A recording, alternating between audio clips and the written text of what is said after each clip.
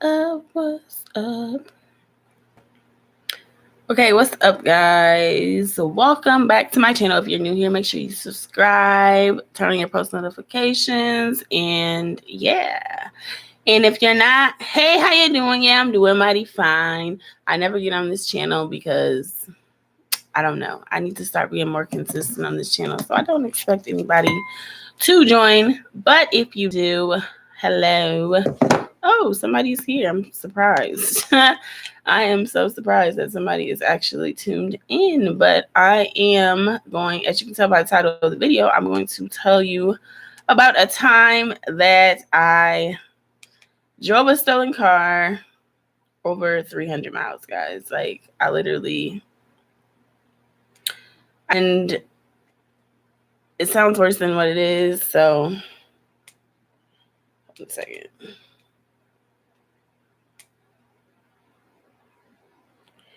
All right, guys. So this was back in my younger years, back when I was in my 20s. So I had a friend, and for the sake of this video, I will call my friend Jasmine.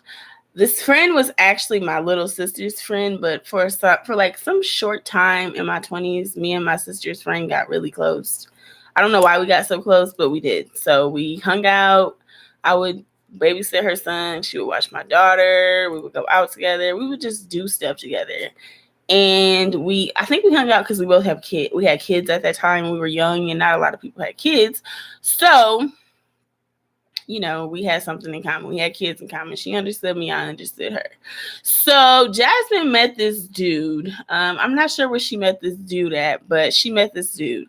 And when she met him, we hung out with him a couple of times. Like, he had his own place, so we thought, and he had a kid, and he was single, so we thought, and he was just like a church drummer boy. That's what he told us. You know, he was a good guy.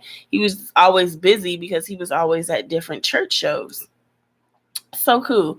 So fast forward to like a month or two after she met him, he freaking asked us if we would drive to Iowa with him. Okay, mind you, I'm from Iowa. So I was like, hell yeah, I'll go there. Like, I can see my cousins. It'll be fun. I can drive us there because I have a license. So he asked which one of us would want it to drive. And I was like, I'll drive because I know how to get there.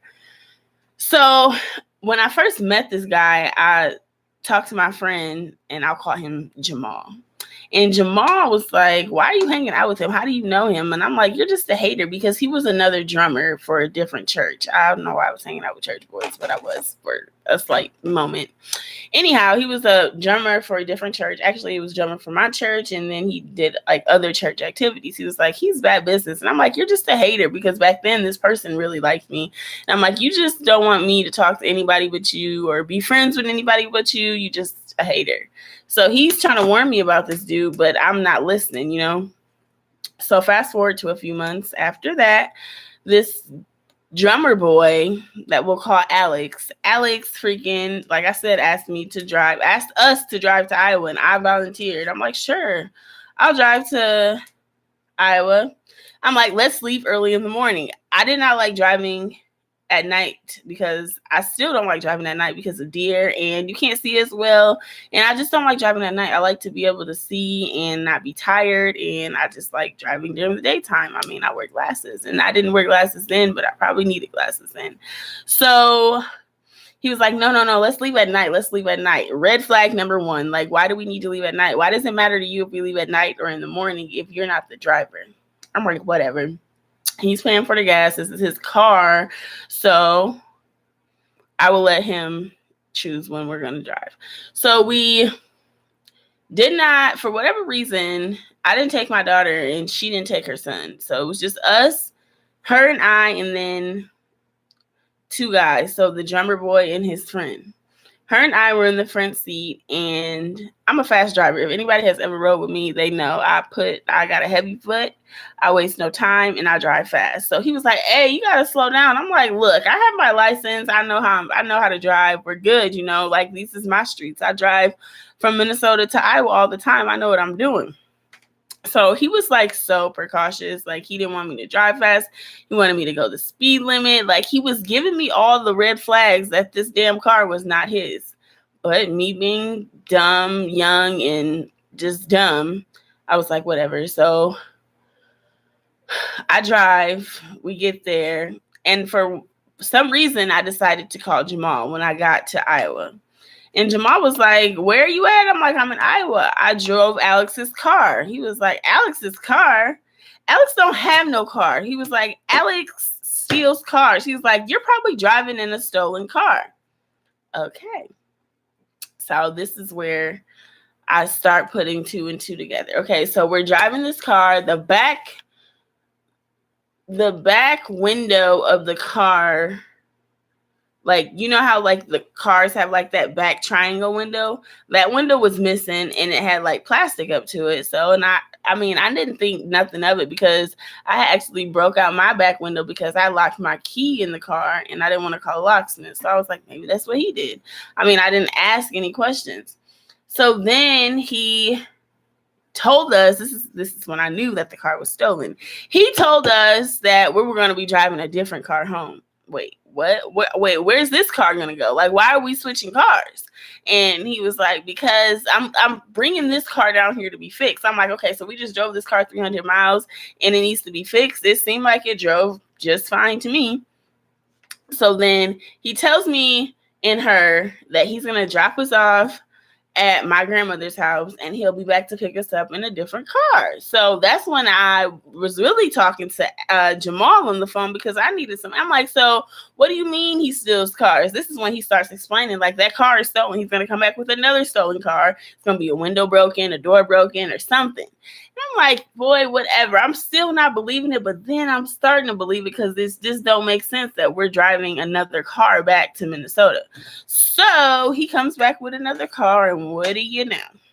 He claimed that the key, because he obviously had carjacked the car, so he didn't have a fucking key for the car. And he had it rigged, obviously, for us to be able to drive it. He was like, y'all ready to go? And I'm like, no. My friend is just like, Jasmine's like, girl, come on. Like, I got to get back to my son. I'm like, we're going to have to find another ride home. Or you can ride, but I'm not going. I'm like, this car is stolen. Y'all, when I tell you he hopped in that car, when I said this car is stolen, and he like, they got little. Like, we did not hear from them. We didn't talk to them. None of that. So fast forward a few months later, and come to find out he had been wanted in Minnesota for like grand theft auto for like multiple vehicles, like 10 to 15 freaking vehicles, y'all. And I don't know if one of the cars that I drove down here was one of the cars, but it was one of the cars because the car was stolen. I remember asking him, did he have insurance? And he was like, yes, in the glove box. And I'm like, let me see. Because my mom used to always tell me, like, don't drive nobody's car that doesn't have insurance. He would not let me open that glove box. And he was like, I got insurance. If we get pulled over, we're good. By God's grace, we did not get pulled over because I would have been in jail for grand theft auto for a car that I didn't even know was stolen. But here, my dumb butt is behind the wheel driving a stolen fucking car. So God's grace, praying grandmothers and all that saved my life. But I definitely drove a car 300 miles, a stolen car 300 miles. And I had no clue. But shout out to my friend. Even though he was like a low-key hater, he actually looked out for me because he could have just been like, whatever, she ain't listened to me the first time, girl. You gonna be caught driving that stolen car and you're not gonna see your kid. But he was looking out for my daughter at the time because he was like, bro, if you get caught driving one of his cars, you're gonna go to jail. And I still like didn't listen to him until I had seen for myself. Like, y'all, I was hard-headed when I was younger. Like, it took a lot for me to just like believe when somebody was telling me something was wrong. Like, I had to see it with my own eyes. And when I seen that goddamn car was rigged up, like literally, like he had it jacked up, like it was duct tape and all kind of stuff. And to make matters worse, like, why would you come all the way to Iowa to get a car with Iowa plates that you claimed like because he had tried to tell us that he had just went to a place, like a car company place, and they gave him that car, but the key wasn't working. It was just a lie. And he was a freaking car thief, and I was an idiot because I drove the car like thirsty to drive a damn car, and I drove a car for his ass, and I could have went to jail. So the moral of the story is, if somebody asks you to drive their car, ask to see like the proof of registration and make sure it matches their name and that they don't have any broken windows or the damn ignition isn't rigged up to work, because it's probably a stolen car. And I had to learn the hard way. Well, not really, I didn't learn the hard way, but I could have gotten in a lot of trouble. But yes, I drove a stolen car 300 miles from Iowa to Minnesota. And people probably like, why are you telling this on the internet? Because he's already been convicted of the crime, so there's not like they can come back to do something to me. And if they did, they probably gonna listen to the story like she obviously didn't know. So that's what happened, guys. And don't drive anybody else. Just don't drive out nobody else's car and you'll be straight. But I'm going to try to be more consistent on this channel. I never go live on this channel. This is actually my first time going live, and I don't post content like I should on this channel, but I'm going to get better. So make sure you like, comment, subscribe, turn on your post notifications so you can be notified every time I upload. Comment down below if you like this video, if you want to see more videos like it. I have a ton of story times because, like I said, back in the day, I was definitely a rebel without a cause. Like, I did the most all the time. Like, I had no fear. I just didn't think anything bad could happen to me. I didn't fear anything. I was like, I don't even know how I did half the things I did, because now I'm looking back like, girl, you were crazy. I barely want to walk outside to my car at night, and I did some crazy. When I tell you I did some crazy things, like crazy things. Sleepovers with people we didn't even know, me and my friend. It's just, I don't know, guys. But I'm rambling and I'm about to go to bed. So y'all have a good night, safe night. Don't do nothing crazy. Don't drive no stolen cars. Check the registration, and I'll see y'all in my next video. Peace.